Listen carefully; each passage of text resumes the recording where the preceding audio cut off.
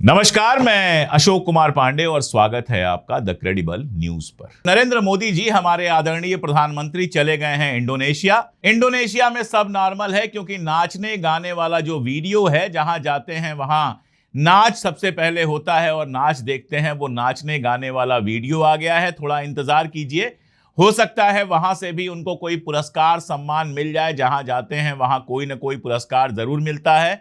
अगर पहले से पुरस्कार नहीं होता है तो नया इनाम बना दिया जाता है, भले उस पे स्पेलिंग भी गड़बड़ हो जाए। और हालत यह है कि एआई से बनवाना पड़े तो एआई से भी बनवा दिया जाता है। भले गार्जियन अपने यहां लिखे कि नरेंद्र मोदी को पुरस्कार दो तो वो कहीं भी भागते हुए चले जाएंगे, लेकिन कोई फर्क नहीं पड़ता है। देश के अंदर सारा तमाशा चल रहा है और इस बीच में नरेंद्र मोदी जी फिर से 3 देशों की यात्राओं पर निकल गए हैं। इंडोनेशिया गए हैं, वहां से न्यूजीलैंड जाएंगे, घूमेंगे फिरेंगे, कुछ होगा वापस लौट आएंगे। वैसे मैं बता दूं कि इंडोनेशिया से मोदी जी का रिश्ता हो ना हो, अडानी जी का रिश्ता बहुत पुराना है। आगे कभी उस पर बात कर लेंगे। देश के अंदर क्या हालात हैं आप अच्छी तरह से जानते हैं, बताने की जरूरत नहीं है, सब आपको अच्छे से पता है कि राम मंदिर के मामले में, अयोध्या के राम मंदिर के मामले में जैसे जैसे नई चीजें आ रही हैं उसको ढकने की कोशिश बहुत की जा रही है, लेकिन कुछ हो नहीं रहा है। जैसे जिन चीजों के चोरी होने का आरोप लगाया गया था, उनके तस्वीरें उनकी लगा दी गई, उनको सामने रख दिया गया, कहा गया कि देखिए चोरी नहीं हुआ है।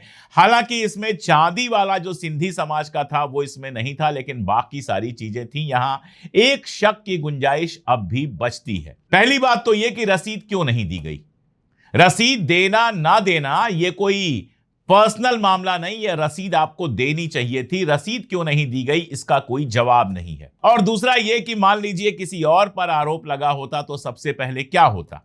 सबसे पहले इनकी जांच कराई जाती, किसी जौहरी से इनकी जांच कराई जाती कि ये वाकई चांदी या सोने के हैं या नकली बनवा दिया गया है। मैं ये नहीं कह रहा हूं कि वहां जो रखा है वो नकली है, लेकिन प्रोसीजर यही है कि अगर इस तरह का आरोप लगा है तो उसकी बाकायदा जांच की जाए, देखा जाए कि वो सही है कि नहीं है। लेकिन यहां पर तो सब मनमाना चल रहा है। एक बड़ी घटना जरूर हुई है, सरकार और ट्रस्ट दबाव में तो जरूर आए हैं। चंपत राय जी को हटाया गया है। चंपत राय जी जिनकी ईमानदारी की कस्में खाई जा रही थी, उनको हटाया गया है और एक ऐसे आदमी को लाया गया है जिसकी ईमानदारी की कस्में खाना भी मुश्किल काम है। भ्रष्टाचार के, करप्शन के आरोप में चंपत राय को हटाकर बजरंग लाल बागरा जी को लाया गया है, जिनके ऊपर भ्रष्टाचार करप्शन के आरोप जबरदस्त हैं, जिनकी नौकरी गई थी करप्शन के आरोपों के चलते। 2012 की घटना है। 2012 में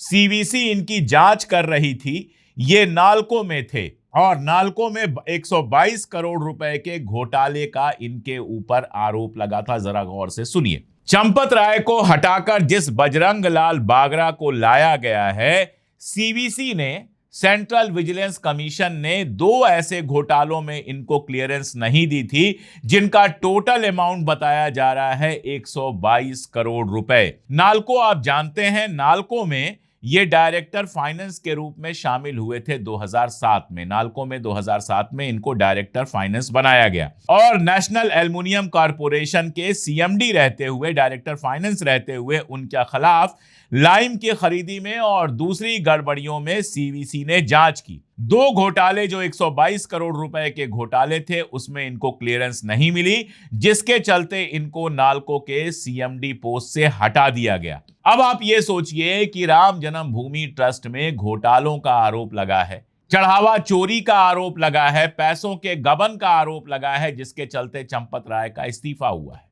और चंपत राय की जगह ऐसे आदमी को लाया जाता है जिसके इतिहास पर कालिक है, जिसके ऊपर भ्रष्टाचार का बाकायदा आरोप लगा है। और आरोप नहीं लगा है, सेंट्रल विजिलेंस कमीशन ने आरोप लगाया है, किसी विपक्षी पार्टी ने नहीं लगाया है।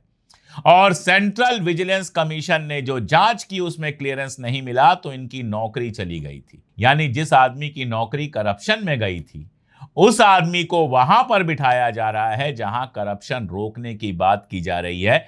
मेरे समझ में नहीं आता है कि Bharatiya Janata party, RSS, VHP, इनको ईमानदार लोग क्यों नहीं मिलते हैं।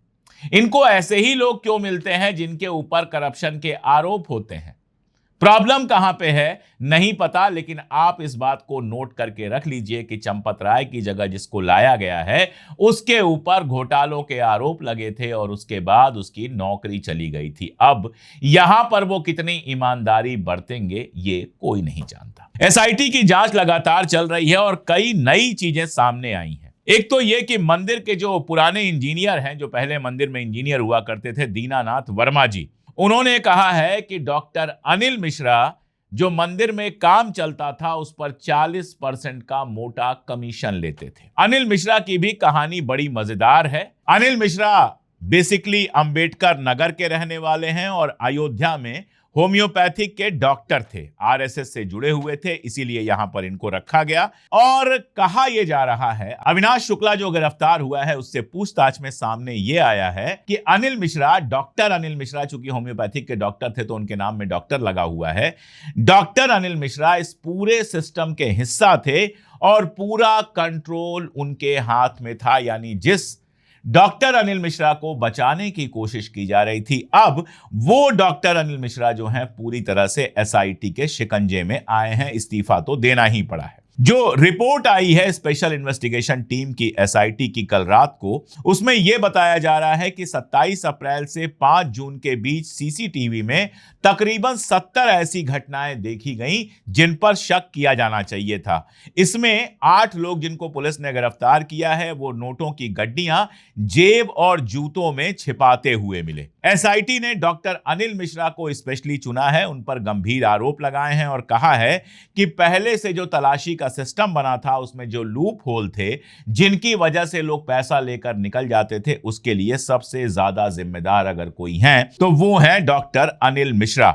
दरअसल डॉक्टर अनिल मिश्रा जो हैं वो फाइनेंशियल मामला और जितने भी फाइनेंशियल लेन देन के मामले थे और नकदी जो आती थी, जो कैश आता था, उसका जो मैनेजमेंट था उसका मैनेज कर रहे थे। यानी पैसों का मैनेजमेंट पूरी तरह से डॉक्टर अनिल मिश्रा के पास था। इसके अलावा जो स्पेशल ऑपरेशन प्रोसीजर था कि कैसे पैसे गिने जाएंगे, पैसे गिनने के लिए कौन से लोग होंगे, क्या क्या पूरा तरीका होगा चढ़ावे को गिनने के लिए, उसमें भी बैंक के साथ अनिल मिश्रा ही सबसे इंपॉर्टेंट रोल निभा रहे थे। अब ये जो निगरानी का पूरा सिस्टम बनाया गया था कि निगरानी कैसे की जाएगी, उसमें जानबूझकर ऐसी गड़बड़ियां की गई थी जिससे पैसा चुराना आसान हो जाए। जैसे मैं आपको बताऊं, जो एसओपी इनको पहले बताई गई थी, जिसके बारे में हम डिटेल में बात कर चुके हैं, वो ऐसी थी कि अंदर जो लोग जाएं वो नंगे पांव जाएं और उनके कपड़ों में, पैंट शर्ट पजामा कुर्ता जो भी पहने, उन कपड़ों में कोई जेब ना हो। अगर मान लीजिए आप अंदर जाते हैं, कोई जेब नहीं होती है, जूते नहीं है, मोजे नहीं है, तो पैसे आप छुपाएंगे कहां? हाथ में लेके तो आ नहीं सकते हैं। दरअसल अगर आपको यह पता हो, पहले मैं बता चुका हूं, दोबारा बता देता हूं कि जहां नोट छपते हैं, भारत सरकार की करेंसी जहां पर छपती है, रुपया जहां पर छपता है, वहां का नियम यह है कि एक ढीला ढाला गाउन जैसा ड्रेस पहन के आपको अंदर जाना होता है। ऊपर से नीचे का एक लबादा पहन के सिर्फ जाना होता है। इसके अलावा आप कुछ भी अंदर या बाहर नहीं पहन सकते। इसमें कोई जेब नहीं होती है, कोई जगह नहीं होती है कि 100 का एक नोट भी आप छुपा कर ला सकें। उसी तरह की व्यवस्था यहां करने की बात की गई थी, लेकिन एसओपी में बदलाव किए गए। लोग आराम से कपड़े, जूते, चप्पल पहनकर जा रहे थे गिनने के लिए। और अब यह खबर मिल रही है कि उन्हीं जेबों में, जूतों में, मोजों में, बाकी सब में पैसे छुपा छुपा कर ये लोग ला रहे थे। ना कोई अटेंडेंस हो रहा था, ना कोई पेपर वर्क था, तो चोरी की हिम्मत बढ़ी जाएगी। कब कौन आया, कब कोई गया, ये सब का कोई हिसाब नहीं रखा जा रहा था। बायोमेट्रिक अटेंडेंस की बात थी, लेकिन कोई बायोमेट्रिक अटेंडेंस नहीं हो रहा था, ना कोई तय यूनिफॉर्म था, ना निजी सामान कमरे में ले जाने पर कोई रोक थी। यानी आप अपना झोला लेकर भी अंदर जा सकते थे। आप बताइए, ये चोरी के लिए अगर नहीं था तो कहां था? और इसीलिए सीसीटीवी फुटेज में सामने यह आया है कि जहां चढ़ावे की गिनती हो रही थी, उसी कमरे में काम करने वाले कुछ कर्मचारी बार बार नोटों की गड्डियां, खुले नोट अपने कपड़ों, जेबों, जूतों, मोजों में छिपाते हुए दिखाई दिए। बड़ा आसान सा काम है, आप समझ सकते हैं। पैंट शर्ट पहन के गए और आराम से नोट छिपाते रहे। सीसीटीवी तो डिलीट हो जाएगी। सीसीटीवी देखने की, जांच करने की जिसकी जिम्मेदारी थी उसने जांच ही नहीं किया, वरना ये सब चीजें पहले आ गई होती। और एंट्री एग्जिट गेट जो था वहां पर कोई तलाशी नहीं थी। कोई तलाशी लेने वाला नहीं था। मतलब आज हालत यह है, आप सिनेमा हॉल में जाइए, किसी मॉल में जाइए, कहीं भी जाइए, आपकी तलाशी होती है कि कोई हथियार लेकर कुछ और लेकर ना चले जाएं। जो नोटों के समंदर में जा रहे थे और वहां से निकल कर आ रहे थे, उनकी कोई तलाशी नहीं हो रही थी कि कितने पैसे वो अंदर से बाहर लेके आए, और डॉक्टर अनिल मिश्रा उनके लिए जिम्मेदार थे। यहां तक कि सीसीटीवी में यह भी दिखाई दिया कि अगर किसी तरह की कोई प्रॉब्लम होती थी तो आपस में इशारेबाजी खूब चलती थी। इशारे में बता दिया जाता था कि अभी रुक जाओ, थोड़ी देर बाद निकलना, या फटाफट निकल आओ, रास्ता बिल्कुल क्लियर है। आप खुद सोचिए कि ट्रस्ट के सीनियर ऑफिसर्स की मिली भगत के बिना सीसीटीवी के रहते यह सब पॉसिबल होता। लेकिन सब कुछ डाला गया टिन्नू यादव पर। टिन्नू यादव पर इसलिए डाला गया क्योंकि अखिलेश यादव यादव हैं, उनको अखिलेश यादव से जोड़ा जाए और तमाशा किया जाए, और वही हुआ। निशिकांत दुबे जो हैं, आप जानते हैं निशिकांत दुबे कौन है, उनके बारे में बताने की जरूरत नहीं है, ऐसी ही हरकतों से हमेशा चर्चे में होते हैं। निशिकांत दुबे ने कहा कि टिन्नू यादव जो हैं वो अखिलेश यादव के संपर्क में थे, और उसके बाद आप देखिए कि कैसे आईटी सेल काम करता है।